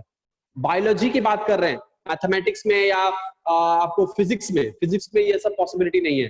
फिजिक्स में एक 100 क्वेश्चन एक दिन में सॉल्व करना पॉसिबल हो सकता है, may be, I don't know, लेकिन मेरे हिसाब से बायोलॉजी इजी होगा कि 100 क्वेश्चन आप प्रैक्टिस कर सको, ठीक है, बायोलॉजी में। तो अभी से 100 क्वेश्चन, आगे चल के नंबर ऑफ क्वेश्चंस इंक्रीज करना होगा। तो सोने से पहले आपको 100 क्वेश्चन प्रैक्टिस करना है, सोकर उठने के बाद 100 क्वेश्चन प्रैक्टिस करना है। उसके अलावा आपको जो चैप्टर्स हो रहे हैं, आज जो पढ़ाई हुआ है, जो कल हुआ था, परसों हुआ था, आज के साथ साथ उसको भी एक बार हम रिवाइज कर लेंगे और फिर क्वेश्चन बनाएंगे और फिर सो जाएंगे। इतने सारे क्वेश्चन आपको हम लोग देंगे भाई, हम लोग के पास है, आप अपने टीचर से, अपने फैकल्टी से मांगिए, या फिर प्रीवियस ईयर के क्वेश्चंस को सॉल्व करिए। ऑनलाइन टेस्ट आप दीजिए, ऑनलाइन टेस्ट अभी मत दीजिए, अभी हम लोग ऑनलाइन टेस्ट आपका लेंगे, ठीक है। फैकल्टी से मांगिए क्वेश्चंस थाउजेंड्स में क्वेश्चंस हैं, lakhs and lakhs of questions are available, ठीक है।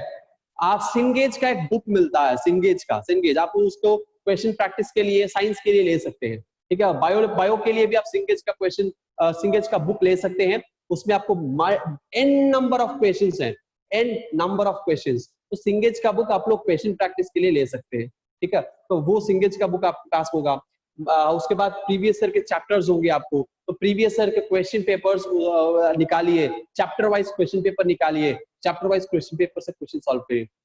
ये आदत डालिए कि आपको मिनिमम 100 क्वेश्चन रोज सॉल्व करने हैं, किसी भी हाल में मुझे 100 क्वेश्चन सॉल्व। और हाँ, सॉल्व करने का मतलब ये नहीं है कि सॉल्यूशन देखकर टिक कर लिया, नहीं, ऐसा नहीं करना है। आपको समझना है क्वेश्चन को, टाइम लगता है भाई, 2 से 3 घंटा आपको लग जाएगा 100 क्वेश्चन सॉल्व करने में। एक क्वेश्चन ऑन एन एवरेज अगर अच्छे से पढ़ लिया है तो 30 सेकेंड्स टाइम लगना चाहिए मैक्सिमम। कितना सेकेंड्स? 30 seconds for 1 question. ठीक है, याद रखिएगा, 30 सेकेंड्स फॉर 1 क्वेश्चन। अगर 30 सेकेंड्स 1 क्वेश्चन रहता है, आप बायोलॉजी में 30 सेकेंड्स पर क्वेश्चन सॉल्व करने का प्रैक्टिस अभी से शुरू कर लेते हो, और अगर ये कर लेते हो तो हम बता रहे हैं नीट में आपके पास समय ही समय होगा, स्ट्रेस बिल्कुल नहीं होगा। This is the time limit for biology. अगर कॉन्सेप्ट क्लियर है तो ये टाइम बहुत ज्यादा हो जाता है। क्वेश्चन पढ़ने के लिए आपको 10 सेकंड काफी होंगे, ऑप्शंस देकर टिक करने में आपको 5 से 10 सेकंड काफी होंगे। सो 30 second is more than enough for 1 question in biology. ठीक है, कुछ क्वेश्चंस ऐसे होते हैं, हम नीट की बात कर रहे हैं, बोर्ड्स की बात नहीं कर रहे, हम नीट की बात कर रहे हैं, क्योंकि सारा मल्टीपल चॉइस क्वेश्चन होता है।